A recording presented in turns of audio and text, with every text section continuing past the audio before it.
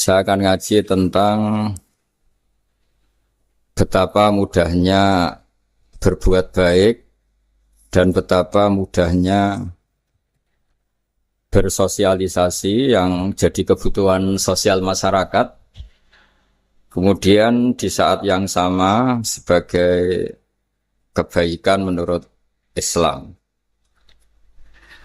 Ini saya baca kitab yang sangat otoritatif, yaitu kitab Sahih Muslim, di mana kita tahu dalam Islam pegangan ahli sunnah wal jamaah juga pegangan ulama seluruh dunia adalah Al-Kutubus Sittah, kitab 6 diantaranya yang hadis Bukhari Muslim. Di sini ketika Nabi ditanya tentang beberapa kebaikan, yaitu dari pertanyaan ayul a'mali afdol, amal apa yang terbaik, diantaranya Nabi menyebut sekian: iman billah, iman kepada Allah Ta'ala. Kemudian ini yang penting dilakukan semua pemimpin, oleh bupati, oleh wakil bupati, oleh seluruh pemimpin, baik struktural maupun kultural, maupun pemimpin kecil, yaitu di keluarga. Yaitu Nabi ngendikan di antara misi Islam adalah memperdekakan budak. Kemudian ada yang lagi tanya lagi, fa'illam af'al. Lalu dari sekian kebaikan yang butuh biaya itu saya tidak mampu melakukan ya Rasulullah. Kalau nyumbang masjid saya tidak mampu. Kalau berbuat bikin fasilitas umum saya tidak mampu. Ada yang sekian pertanyaan dari sahabat, kalau misalnya kebaikan yang butuh biaya kami tidak mampu, termasuk di sini disebutkan kemampuan berhaji, kemampuan zakat, kemampuan sedekah. Kalau semua itu kami tidak mampu ya Rasulullah. Kata Nabi, tu'inu soni'an aw tasna'u li akhraq. Ini di Sahih Muslim di bab iman dengan judul Babu Bayani Kaunil Iman Billah Afdalal A'mal. Kalau saya tidak mampu semua melakukan itu ya Rasulullah, yaitu melakukan kebaikan yang butuh biaya. Kayak bangun masjid, bangun jalan, bangun fasilitas-fasilitas publik. Tu'inu soni'an aw tasna'u li akhraq. Tu'inu nulungi sira soni'an ing wong sing ahli sun'ah, ahli kreatif atau ahli, kalau orang sekarang itu bilang dia pekerja. Dia pekerja rumahan atau production house atau apa saja. Aw tasna'u li akhraq. Atau kamu membantu orang yang tidak punya pekerjaan. Terus sahabat masih tanya, aro'aita indo'iftu an ba'dil amal. Kalau semua kebaikan aktif saya tidak mampu melakukan ya Rasulullah, kebaikan menolong orang lain, kebaikan yang bersifat aktif.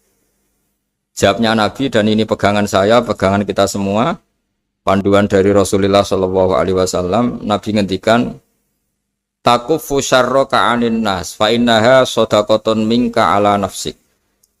Ya, saya ulang lagi, takufu syarroka anin nas fa innaha shadaqatun minka ala nafsik. Kamu dalam berislam cukup menjaga supaya kejelekan kamu tidak punya imbas pada orang lain. Ya, ini penting dalam Islam. Jadi kalau tidak bisa berbuat baik, potensi keburukan kita jangan sampai menimpa orang lain. Keburukan itu bisa kejahatan kriminal, bisa kejahatan pidana atau merugikan orang lain, atau kejahatan yang tidak sampai kriminal tapi mengganggu orang lain. Misalnya contoh gampang ini, saya sumpek-sumpeknya sendiri ingin jalan-jalan, main di teman yang di jam kerja. Ini kan sumpek-sumpeknya saya sendiri ingin hiburan, terus wisata atau dolan ke teman yang sebetulnya saat itu dia mungkin ngaji atau kerja atau harus memenuhi kewajiban cari nafkah. Gara-gara nemuin saya, akhirnya dia dikomplain sama majikannya, atau gara-gara nemuin saya, dia akhirnya tidak ngaji sama santrinya, atau gara-gara nemuin saya, dia terganggu aktivitasnya. Itu juga tidak boleh, karena berarti keburukan kita punya akibat pada orang lain. Jadi kaidah dalam Islam itu kalau tidak berbuat baik, potensi keburukan kita ini jangan sampai menimpa orang lain. Sehingga di sini Islam menyarankan uzlah. Uzlah itu nyepi. Jadi misalnya kita baru penat, baru bawaannya itu emosi, baru gak suka kumpul orang, itu ya sebaiknya jangan jalan-jalan, karena di antara kebaikan Islam itu tabassum, senyum, atau talqatu wajhin, ceria. Tapi karena kita mungkin jatuh kredit, jatuh hutang, atau punya masalah keluarga, sehingga bawaan kita itu emosi. Nah, dalam seperti ini sebaiknya uzlah, menutup diri. Sehingga kata Rasulullah SAW dalam zaman akhir di antara kebaikan itu kamu meninggalkan manusia aktivitasnya, kemudian watadaun nas min syarrik, kamu meninggalkan manusia supaya enggak kena keburukan kamu. Jadi ada momen, ada saat di mana kita mungkin kalau ketemu orang itu bawaannya ingin sengak, ingin ngomong yang enggak enak, atau kita baru penat, itu sebaiknya uzlah saja, mengurung diri di kamar atau isolasi sendiri. Karena bawaannya baru emosi. Nah, ini yang jarang dipraktekkan. Kalau sekarang malah banyak yang saat susah, malah bawaannya ingin namam, ingin menvonis orang lain atau ngadili orang lain. Padahal pesannya Nabi, kalau semua kebaikan aktif tidak bisa kamu lakukan itu, takuffu syarra ka'anin nas fa innaha shadaqatun minka ala nafsik. Sehingga keburukan kita, ya saya ulang lagi, keburukan kita yang ingin emosi, ingin apa itu tidak punya akibat orang lain. Di sini kearifannya Rasulullah SAW, beliau masyhur ngendikan, layak dilqodi wa ghudban. Jangan sampai seorang hakim bikin keputusan ketika emosi, karena bawaannya orang emosi itu pasti nggak terkontrol intelektualnya, nggak terkontrol nuraninya, nggak terkontrol semua sifat baiknya. Itu kalau punya keputusan bahaya sekali. Sehingga Nabi dari awal ngendikan layak dilqodi wa ghudban, orang yang sedang emosi tinggi jangan bikin keputusan penting. Kemudian oleh ulama diteruskan juga jangan bikin keputusan penting orang yang sangat lapar, atau yang sangat kenyang, atau yang sangat ngantuk, atau yang super sibuk. Jadi hal-hal yang potensi buruk dalam mengambil keputusan itu harus ditinggalkan. Sehingga misalnya bupati atau wakil bupati kalau sedang tidak nyaman dengan suasana apa, nggak boleh rapat kemudian memutuskan keputusan penting. Begitu juga kiai dan semuanya. Nah, ini yang supaya otoritatif. Kenapa saya bawa kitab itu logikanya jelas ya. Kita sebagai dai, sebagai ustadz, atau sebagai mubalek, atau sebagai siapa saja, yang ingin kita wariskan ke umat Rasulullah adalah dawuh-dawuhnya Nabi. Dan kalau kita ngaji tidak pakai kitab, itu sebenarnya umat kita jejali dengan pikiran kita, dengan ide kita. Jangan-jangan ide kita, pikiran kita ini tidak mewarisi pikiran Islam, tapi pikiran kita, atau emosi kita. Tapi kalau kita baca kitab, artinya umat ini berhak mendapat apa yang diteladankan dan disabdakan oleh Rasulullah SAW. Tapi kalau kita, itu pasti inginnya itu kita.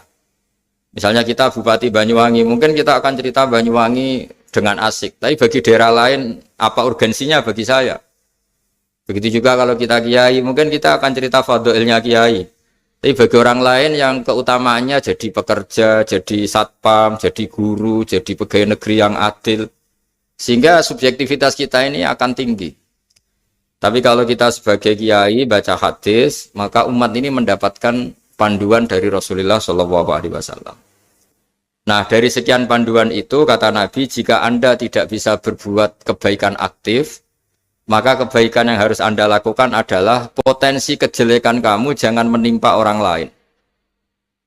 Makanya saya berkali-kali bilang, saya ini termasuk kiai yang jarang main ke alumni. Karena tadi, kadang-kadang alumni itu sudah mau kerja di tempat kerjanya, atau mau janjian ngantar anaknya sekolah. Gara-gara ada saya, mungkin semua itu dibatalkan. Sehingga silaturahim itu juga harus dimanage supaya tidak mengganggu haknya orang yang kita silaturahimi. Jangan sampai silaturahim jam 9, saatnya orang kerja, kemudian dia dapat peringatan dari pabriknya gara-gara sering didolani kiainya. Itu kan jadi ribet. Atau kiai karena sering didolani terus tidak ngaji, menutupi tamu terus. Itu kan jadi ribet. Apapun itu, sehingga orang itu harus berpikir perilakunya itu tidak punya akibat la doror wa la diror. Jangan mengganggu dirinya, juga jangan mengganggu orang lain. Ini oleh Nabi disebut takuffu syarra ka'adin nas fa innaha shadaqatun minka ala nafsik.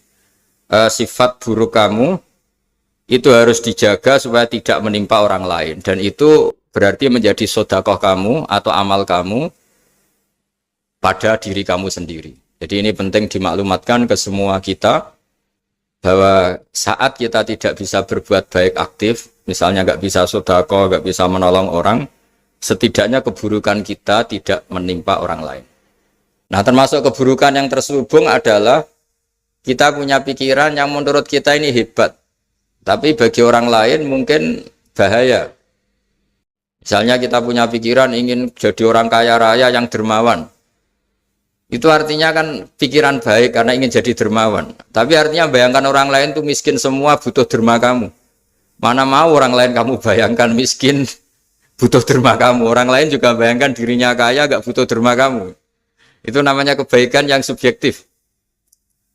Kamu ingin jadi kiai yang ngajarin orang banyak. Oke, itu baik. Tapi kan berarti kamu bayangkan orang lain gak bisa ngaji terus kamu saja yang bisa ngaji sehingga kamu yang ngajarin. Ya sudahlah, kebaikan itu udah usah muluk-muluk seperti itu. Jadi apa yang ditakdirkan kita jadi bupati ya jadi yang baik, menolong pekerja-pekerja yang baik. Saya kemarin diceritain banyak oleh Mas Anas aktivitas Pemda Banyuwangi yang menolong banyak orang, juga masyarakat juga saling menolong dan seterusnya dan terusnya. Jadi ini jelas maksud saya supaya bupati dan semuanya pemimpin melakukan kebaikan itu berdasar panduan dari Rasulullah SAW, di mana di antara aturan yang dianjurkan beliau adalah aktivitas kita sebagai manusia adalah tu'inu soni'an au tasna'uli akhraq. Ya, saya ulang lagi, saya ulang teks hadisnya secara lengkap supaya dapat berkahnya Rasulullah SAW. Ada beberapa pertanyaan dari sahabat, ya Rasulullah, jika saya tidak bisa berbuat baik yang berbiaya atau tidak bisa berbuat baik yang aktif, apa yang saya harus lakukan? Nabi ngendikan tu'inu shani'an aw tasna'u li asra. Kamu membantu orang yang pekerja atau kreatif, orang-orang yang kreatif atau pekerja apa saja kamu bantu dan bantu orang yang tidak punya pekerjaan. Terus ditanya lagi, qultu ya Rasulullah ara'aita in dha'iftu an ba'dil amal. Bagaimana kalau itu pun saya tidak bisa ya Rasulullah? Terus Nabi ngendikan tafuqifu syarraka anin nas fa innaha shadaqatun minka ala nafsik. Yang penting keburukan kamu tidak menimpa ke orang lain dan itu bagian dari sedekah kamu. Nah, perlu saya ingatkan ke semua kita lah. Makanya pentingnya membaca umat Islam dengan ilmu usul fikih. Saya berkali-kali bilang, jika ada seseorang tidur, itu jangan kamu baca sebagai tidur yang meninggalkan tahajud, meninggalkan sholat qiyamul lail, meninggalkan wiridan di malam hari. Tapi juga bacalah saat itu dia tidak dugem, tidak maksiat, tidak narkoba. Sehingga barokahnya ilmu itu ada respek pada umat Islam yang tidur. Karena tidur itu juga ada fungsi meninggalkan sekian maksiat, sekian kriminalitas. Tapi kalau kita kulino tidak baca dengan ilmu, maka melihat orang tidur itu ya kayak meninggalkan tahajud, meninggalkan wiridan, meninggalkan qiyamul lail, sehingga bawaannya kita ini akan kurang respect. Tapi kalau kita membacanya dengan ilmu, orang yang tidur di malam hari, maksudnya ya sudah sholat isya, itu ada sekian potensi maksiat yang dia tinggalkan. Dia tidak ngerasani orang, tidak adu-adu orang di medsos, dia tidak dugem, tidak meninggalkan. Pokoknya ada sekian kebaikan dalam saat tidur itu. Ini barokahnya ilmu. Tanpa ilmu kita tidak bisa respect seperti ini. Karena bawaannya akan, oh ini malam-malam tidak tahajud, tidak wiridan, tidak apa. Tapi kalau kita dengan ilmu, itu akan membaca dengan tidur, artinya orang tidak maksiat, tidak dugem, tidak ngerasain orang, tidak ngata-ngatain orang. Nah di sini Sadaqallahul Azim ketika ngendikan wa min ayatihi manamukum billaili wan nahar. Termasuk ayat Allah itu orang tidur. Maksudnya tidur yang dengan dimaknai positif tadi, bisa istirahat, bisa meninggalkan maksiat, bisa apa-apa. Nah ini di sini hebatnya Rasulullah SAW ketika beliau memandu kebaikan. Di antara kebaikan itu apa? Takufu syarroka anin nas fa innaha shadaqatun minka ala nafsik. Kamu, potensi buruk kamu atau keburukan kamu jangan sampai menimpa pada manusia, pada orang lain. Dan itu bagian dari sedekah kamu. Ya, saya mohon maaf sama Bu Bupati, sama semua Pemda, sama Wakil Bupati karena saya tidak bisa lama-lama. Saya punya wadifah. Tadi ini pun sudah ngurting ngaji saya karena saya harus ikut ngaji di sini. Dan mari sama-sama berdoa. Al-Fatihah. Jadi status gambaan ini kita mantapkan dulu. Jangan ada status lain kita di depan Allah kecuali status kehambaan. Saya punya analogi dan itu saya ulang-ulang karena di antara ciri Quran itu mengulang-ulang sesuatu yang harus jadi pegangan. Saya ulang lagi, di antara ciri Quran itu mengulang-ulang sesuatu yang jadi pegangan. Jika kita belajar ilmu fisika atau ilmu apa saja, maka kita akan bicara materi sesuai statusnya. Jadi kita harus latihan untuk iman kepada Allah. Saya tanpa mengurangi rasa hormat, saya memberi contoh begini ya. Ini jam, materinya dari besi. Ini kertas, materinya ya kertas. Tentu secara fisik, orang akan bilang jam ini lebih kuat timbang kertas. Dan itu pasti dibenarkan dari segi materi. Tapi kalau Anda beragama dan Anda tahu bahwa pengendali alam raya ini Allah Ta'ala, maka kamu akan bilang, terserah Gus Baha. Gitu. Bisa saja jam ini saya punya niat saya hancurkan, kertas yang lemah ini saya simpan. Sehingga jam tangan ini 5 menit lagi saya hancurkan sehingga benar-benar rusak. Sementara kertas ini saya simpan sampai bertahun-tahun awet. Nah, kira-kira seperti itulah ilmu manusia. Sesuatu yang kita sangka kuat, ternyata Allah punya rencana menghancurkan itu. Dan yang kita sangka lemah, ternyata Allah punya rencana untuk mengabadikan itu. Nah, di sini pentingnya iman lahu maqalidus samawati wal ardh.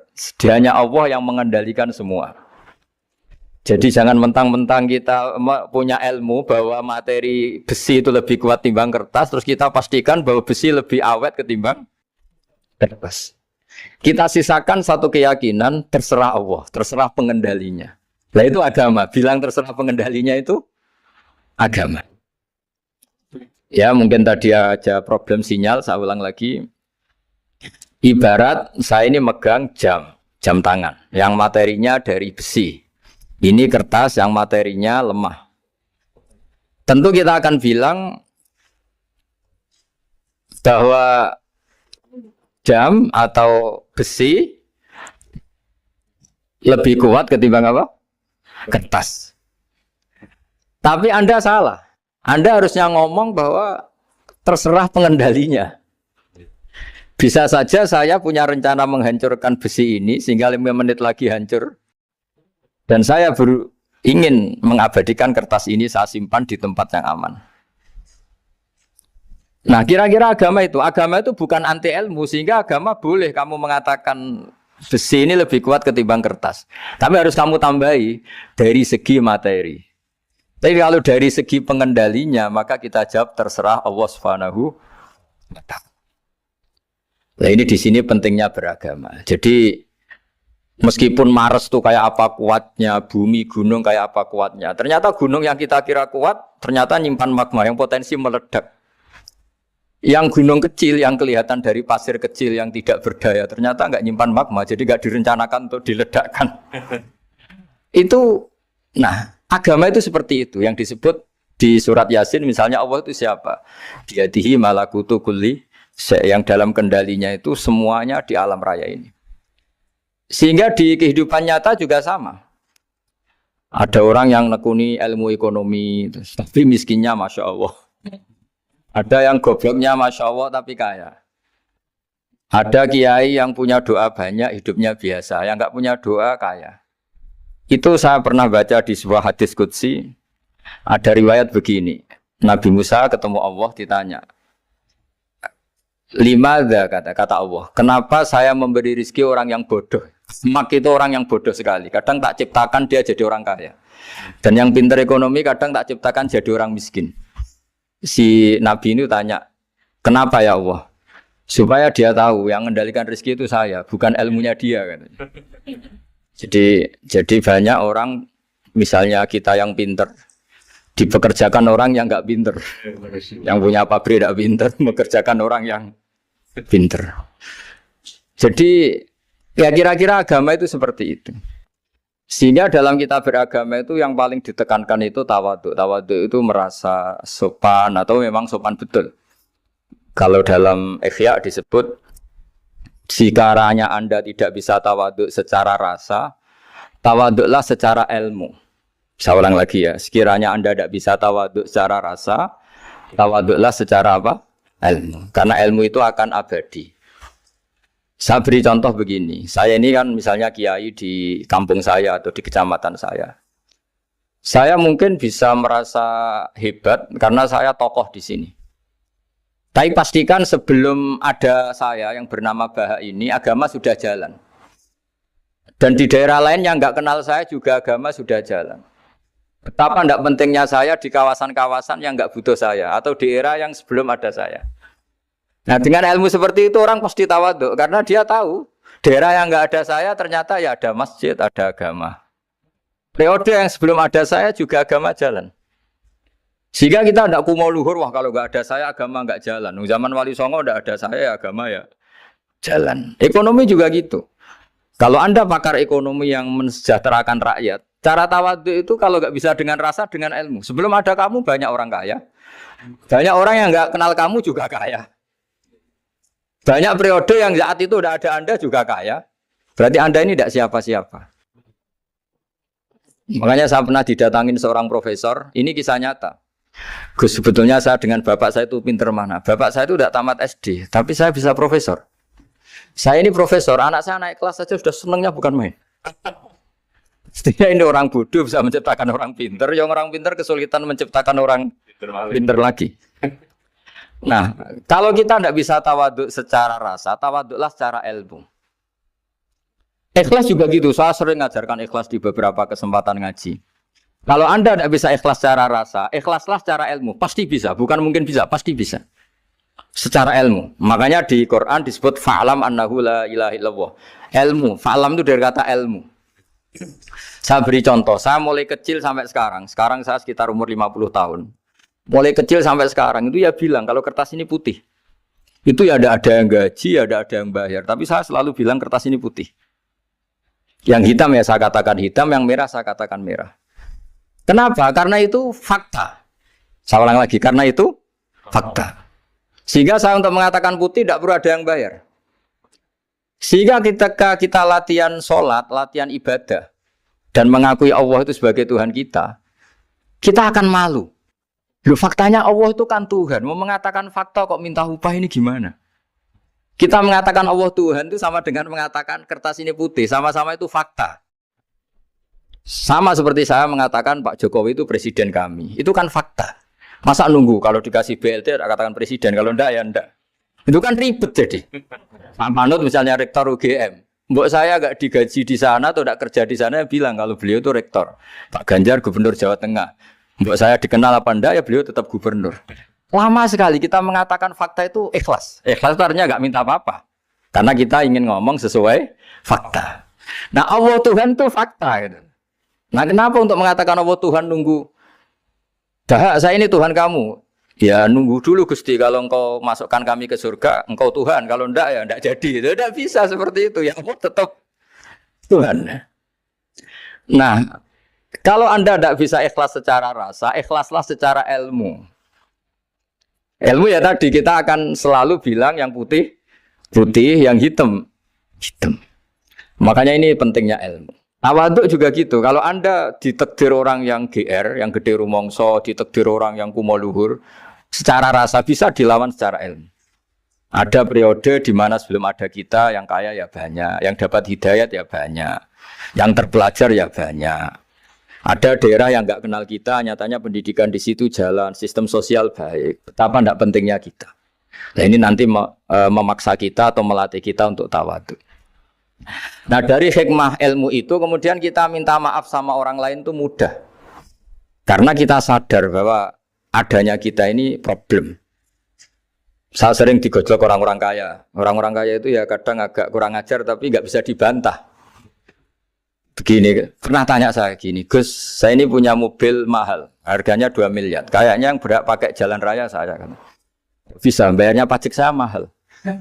Sehingga kayaknya paling pantas saya. Yang naik ontel itu kan nggak bayar pajak. Harusnya nggak boleh pakai jalan gitu. Terus saya bilang, mbah-mbahnya yang naik ontel itu pejuang, bapak kamu enggak. Kamu nggak warisnya. Artinya ada teori dalam kitab hikam itu kitab tasawuf dalam pesantren. Itu kebaikan saja di soal. Misalnya begini, kita ini bangga sebagai urip yang tertib, hidup yang tertib di kantor, di tempat-tempat pekerjaan. Tapi kalau itu semua terjadi, kalau ada kecelakaan di jalan itu nggak ada yang nolong langsung. SAR paling efektif, tim penolong paling efektif itu ya orang-orang nganggur itu. Orang-orang yang di jalan-jalan di perapatan itu kalau ada kecelakaan langsung nolong. Itu nanti ambulan itu yang kedua, ketiga yang nolong pertama ya orang-orang yang nganggur-nganggur di jalan itu. Ada orang tersesat nolong. Maka ketika seorang sahabat tanya, ya Rasulullah kalau engkau melarang kita jagongan di jalan, itu kita tidak bisa. Tapi kata Nabi, ya silahkan saja, tapi adu haqqat thoriq, kamu di jalan itu datangkan. Apa itu? Ya kamu bisa amar ma'ruf nahi mungkar. Coba kalau di terminal, di tempat publik banyak orang yang soleh, itu nanti copet ya sungkan. Yang mau jambret ya sungkan, karena yang di situ orang-orang soleh. Nanti yang nggak sholat juga sungkan, karena yang di situ banyak yang sholat. Jadi kenyamanan orang pergi jauh di tempat-tempat sepi itu ya barokahnya orang-orang nganggur terus ngaji, wah nengkono masih rame ada orang yang di perapatan di pertigaan. Bayangkan kalau ini orang-orang soleh pasti itu nyaman karena wilayah publik dihuni orang-orang yang soleh. Tapi orang pasti bilang itu nggak tertib. Kita inginnya hidup ya tertib di kantor atau yang suka di masjid di masjid. Tapi kalau itu terjadi itu nggak ada tim SAR gratis yang setiap saat kalau ada orang kecelakaan nolong. Makanya dalam makalah hikam itu paling masyhur diantaranya itu manusia itu siapa? Manusia itu mangkanat mahasinuhu masawiya, fakih falatakun masawihi masawiya. Manusia itu orang yang saat baik saja ada salahnya, apalagi masalah. Jadi kalau kamu punya toko lagi laris dan saat laris itu Anda ngerumat keluarga Anda melakukan kebaikan pada keluarga Anda, pasti ada toko lain yang termahjubkan, yang tersingkirkan. Makanya saya pernah diskusi sama kiai besar, guyonan sama saya. Kita kalau kiai besar sebaiknya kalau diundang di musala kecil datang apa enggak? Kata kiai yang satu, jangan datang Gus, itu jatahnya kiai kecil. Terus kata yang satu, datang Gus sebagai bukti tawaduk bahwa kita kiai besar pun mau diundang yang kecil. Akhirnya kita ini ya kadang datang kadang enggak, karena kadang kita enggak datang supaya jatah rezeki kiai kecil enggak terambil. Kadang ya mau datang supaya dikira tawaduk. Makanya kalau seorang profesor sering turba di bawah itu ya kasihan yang S1, SPDI itu kan nanti enggak jadi bintang kalau profesornya sering turun. Kalah terus itu loh. Jadi kadang-kadang itu orang itu harus berpikir secara ilmu, jangan rasa terus. Jadi itu ilmu. Jadi semua yang kebaikan yang kita lakukan itu secara ilmiah bisa diperdebatkan. Ada orang senang ngomong serius supaya bangsa ini maju. Tapi bapak saya itu pesan saya, kamu kalau ngiyai itu jangan sering ngomong serius kan. Masyarakat sudah capek mikir utang, mikir keluarga. Begitu sowan kiai dijak ngomong serius lagi nanti capek kan. Sehingga kiai dulu itu kalau ketemu orang ya guyon terus. Karena tahu masyarakat sudah capek. Sudah banyak yang takut tanggal kredit gitu. Sudah takut tanggal kredit, takut problem sowan kiai diancam neraka lagi itu kan ketakutan berkali-kali. Jadi makanya ini kan kebaikan itu dievaluasi karena kita tidak nabi, tidak wali. Jadi kalau kata hikam itu apa yang Anda kira baik itu ada masalah. Apalagi sedang masalah. Saya sering cerita ada orang suami istri harmonis sekali. Itu tanyakan ibunya, pasti mulai gak peduli dengan ibunya karena terlalu harmonis dengan istri. Tapi itu pasti bukan mungkin lagi. Jadi jangan tanya istrinya, tanya ibunya. Oh, jok nikah lupa saya. Ngalor ngidul sama istrinya. Tanyakan temannya. Wah, itu jok nikah lupa temennya. Tapi yang baik sama teman, tanyakan istrinya. Jatah belanja untuk ngopi. Begitu terus itu. Jadi siklus sosial itu. Nah, di sini pentingnya saling minta maaf karena dalam kebaikan kita pasti ada kesalahan. Ketika karir kita baik di pemerintahan maupun di kampus, pasti dengan sendirinya ada yang agak tersingkirkan. Meskipun itu sudah hukum alam. Tapi apapun itu kita harus minta maaf. Makanya banyak, saya sering cerita berkali-kali, dulu itu ada dua nabi yang seangkatan. Itu luar biasa debat ilmiahnya, tapi debat baik. Mulai dulu ya ada polemik itu ya mulai dulu ya ada. Yang Nabi Yahya itu suka berkawan orang-orang soleh. Kalau ditanya, kenapa kamu berkawan orang-orang soleh? Ya enak lah, karena berkawan orang soleh. Yang Nabi Isa sering berkawan orang-orang yang nggak jelas. Ditanya, kenapa Anda suka berkawan orang-orang yang nggak jelas? Innama ana tabibun udawil mardo. Nabi dan kiai itu ibarat dokter, ya tentu menyembuhkan yang sakit. Kalau Anda seorang dokter pasti neliti daerah-daerah pandemi, masa neliti daerah sehat? Nah, jadi dulu bapak wasiat ke saya gitu, kowe nak jadi kiai kok bengkel. Jadi kiai itu kayak bengkel. Kalau nggak siap dadani orang nggak jelas ya jangan jadi kiai kan. Itu ya, tapi kan masalahnya kita sendiri solehnya pas-pasan, takut terkontaminasi. Jadi yang jelek bukan jadi baik, kita yang baik jadi jelek. Nah itu kan mulai dulu ya polemik sejauh mana kita punya kekuatan untuk tidak terpengaruh yang negatif. Yang negatif terpengaruh kita menjadi positif. Jadi ini cerita-cerita sawalan bahwa dalam kebaikan kita itu ada kesalahan. Maka kita tetap istighfar, tetap saling minta maaf. Dulu bapak saya kalau diceritain ada seorang kiai sampai sepuh jadi imam masjid, istiqomah sekali. Dulu bapak saya itu guyu. Ya istiqomah, tapi wong liya terus ra iso dadi kader. Jadi calon-calon kiai ini sudah putus asa karena nggak pernah punya kesempatan jadi imam. Jadi di balik istiqomah itu ya ada memahjubkan orang lain. Makanya alhamdulillah di Indonesia itu ada pegawai pensiun. Kalau ndak habis itu. Karena yang anyar-anyar itu mesti ini kurang pengalaman, ini kurang senior. Tapi barokahnya ada pensiun kan gantian. Masalahnya di dunia kiai itu udah ada pensiun. Tambah sepuh tambah mantap, tambah sepuh tambah mantap. Nah itu sebaiknya ya mulai mundur-mundur sedikit dari imam masjid itu. Ya nyari-nyari yang lain lah supaya ada kaderisasi, ada. Jadi intinya itu di balik kebaikan yang kita lakukan pun itu ada masalah sehingga kita butuh istighfar. Di sini pentingnya dawuhnya para wali-wali, dulu ada istilah wastighfaruna yahtaju ilal istighfar. Ketika kita minta maaf, sebetulnya minta maaf sendiri itu butuh minta maaf lagi. Minta maaf lagi itu butuh minta maaf lagi. Misalnya saya dengan Mas Hilmi ini akrab, pernah pakai uangnya misalnya. Itu kadang kita bayar itu malah tersinggung, kok kayak orang lain saja bayar. Minta maaf juga gitu, kalau kamu punya teman akrab, terus minta maaf resmi itu tersinggung. Kayak wong liya ae jaluk sepuro. Jadi kadang jaluk sepuro itu malah masalah. Itu kan sama, kamu punya teman akrab terus kalau mau main, assalamualaikum, sakit masuk nopo boten, angsal boten. Boleh enggak main, itu mesti teman kamu tersinggung. Kok kayak orang lain saja. Artinya ketika Anda merasa benar karena protokoler ketika masuk ke teman, ternyata itu salah. Teman kamu maunya enggak protokoler karena sudah akrab. Tapi ketika kita merasa akrab, ternyata selonang-selonang dianggap problem, kita tidak pernah tahu. Nah di sini kata ulama-ulama, minta ampun itu kebutuhan manusia. Karena dalam kebaikan kita, pasti ada kesalahan. Makanya disebut, wastighfaruna yahtaju ilal istighfar. Kita selalu diajari, Rabbana dzolamna anfusana. Ya Allah, kita ini selalu mendolimi diri kita sendiri. Jadi saat kita baik pun, ada unsur kesalahan.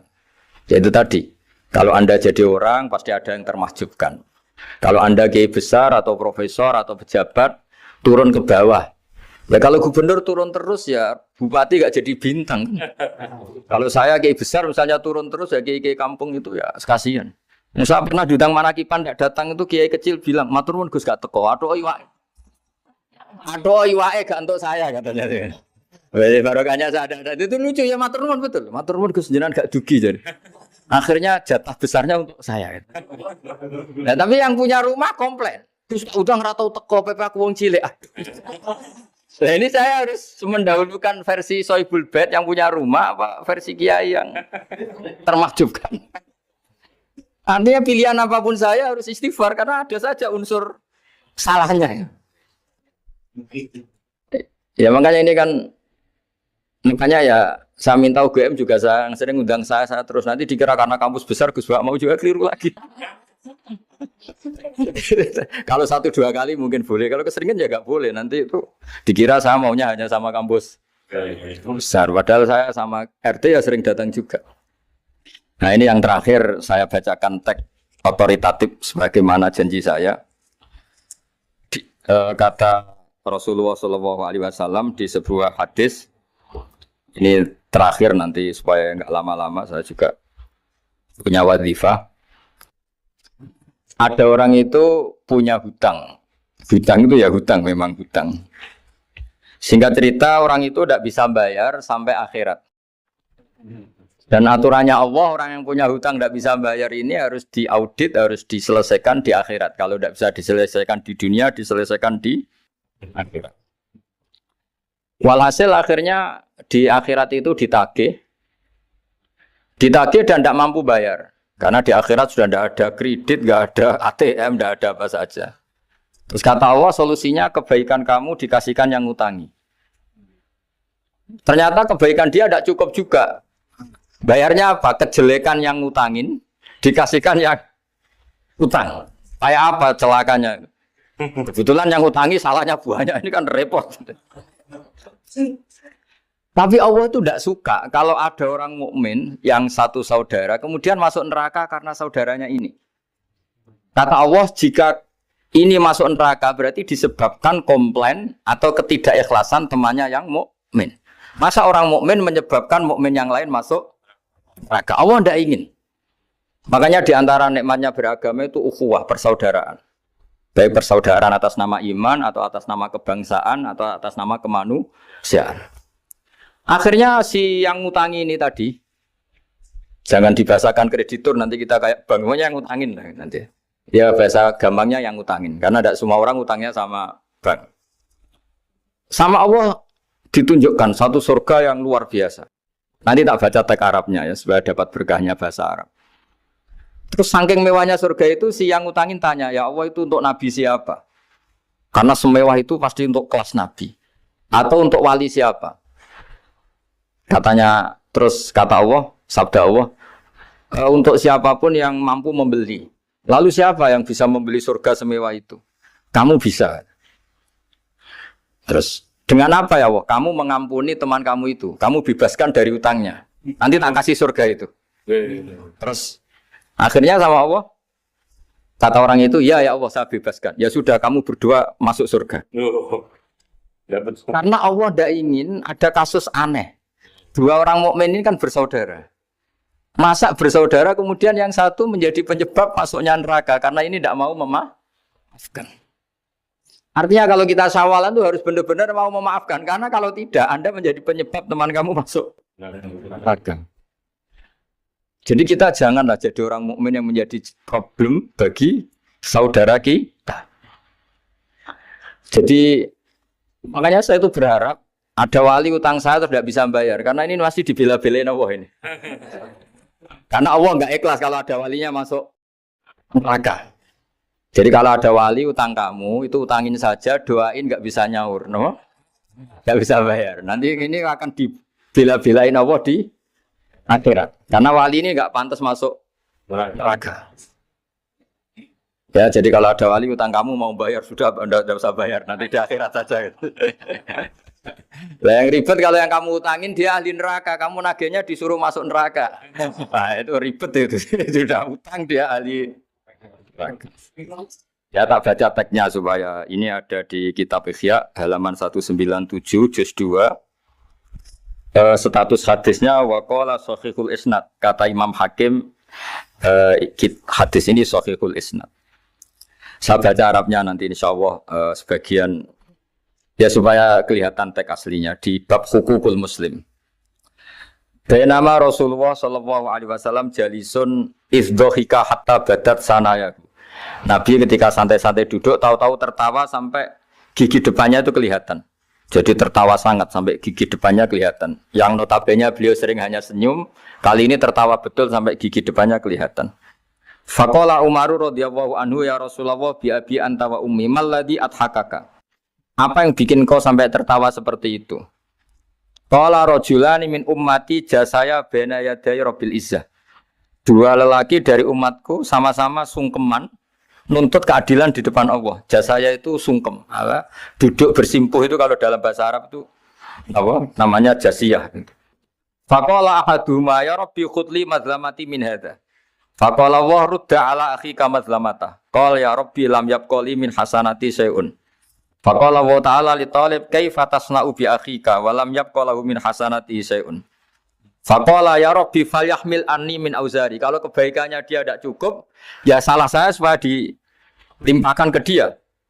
Terus summa fadat aina Rasulillah sallallahu alaihi wasallam bil buka. Nabi di tengah-tengah cerita tuh nangis. Senangis-nangisnya karena habis seneng lalu nangis karena ini kan kebaikannya sudah dikasihkan habis cukup enggak cukup. Akhirnya kejelekan yang ngutangin ini diberikan. Makanya kalau kamu ingin masuk surga, utangi orang-orang soleh sebanyak-banyaknya. Dan doain enggak bisa apa? Nyaur. Tapi tak jamin orang soleh itu enggak suka utang. Karena hidupnya sederhana ini. Kayaknya saya tidak akan utang Mas Ilmi itu. Karena orang soleh itu hidupnya sederhana, pasti tidak butuh. Kalaupun utang paling ya untuk makan kan gampang nyaurnya apa. Terus kata Rasulullah, faqala inna dzalika la yaumun azimun yauma yahtadun nasu fihi ila ayuhmala anhum min auzarihim. Terus fayaqulu wa ta'ala lil mutadzallim irfa basarak. Coba kamu lihat yang di sana itu ada apa?